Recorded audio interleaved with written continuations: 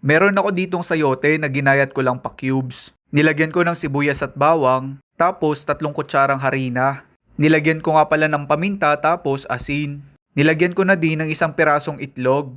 Naglagay din nga pala ako dito ng konting tubig. Tapos sinalo-halo ko lang ito gamit ang kutsara. Ang lulutuin ko nga pala ay tortang sayote. Meron kasi akong 1 pirasong sayote dito, sayang naman kung hindi maluluto. Wala din naman kasi akong ibang ingredients na lulutuin gamit ang sayote. Kaya naisipan kong itorta na lang ito.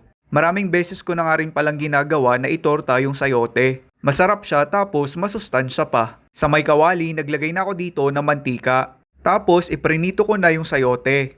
Bale, 2 batch nga pala ito ng pagpiprito. Babaunin ko nga pala ito sa school at ito yung magiging tanghalian ko mamaya. Ito nga pala ay late upload na, ngayon ko lang na-edit.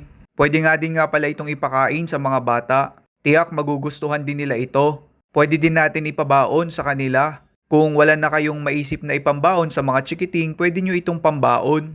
Ayan, luto na ang aking tortang sayote.